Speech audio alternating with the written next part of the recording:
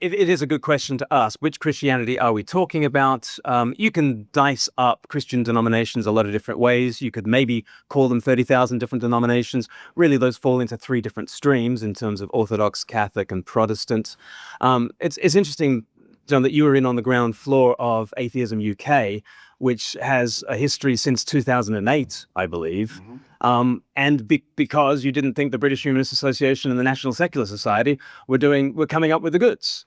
And so this is not a Christian issue, is it? The idea that you want to associate with those whose interests more closely align with you, that's not really a Christian issue, that kind of fracture. I think that is a human issue.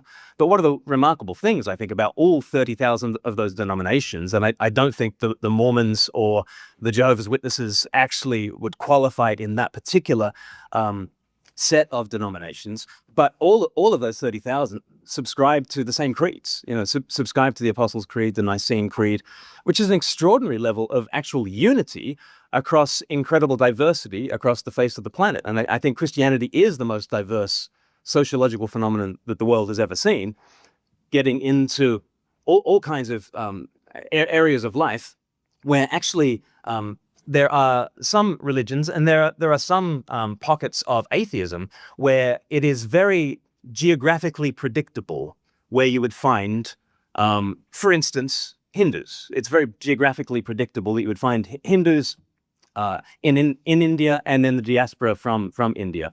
I think it's also quite geographically predictable where you would find a member of Atheism UK, right? Or a member of, in the UK. In the UK, that's true. 1 point for John. Yeah, that's true. But in terms of the kind of atheism that I would say you subscribe to, I would say that it is more geographically located, certainly, than Christianity, which is actually, I think the big headline story for Christianity is its unity across so many differences.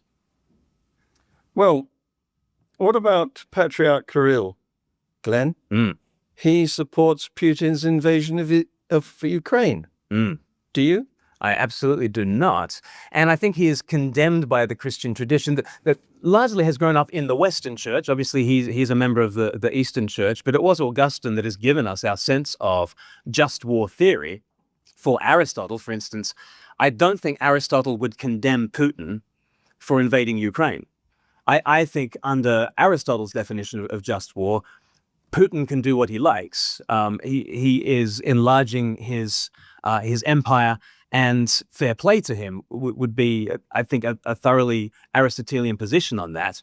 It's the Western tradition through Augustine and then Aquinas and on into especially Protestant conceptions of just war now that give us the very moral sensibilities by which we can condemn a Putin.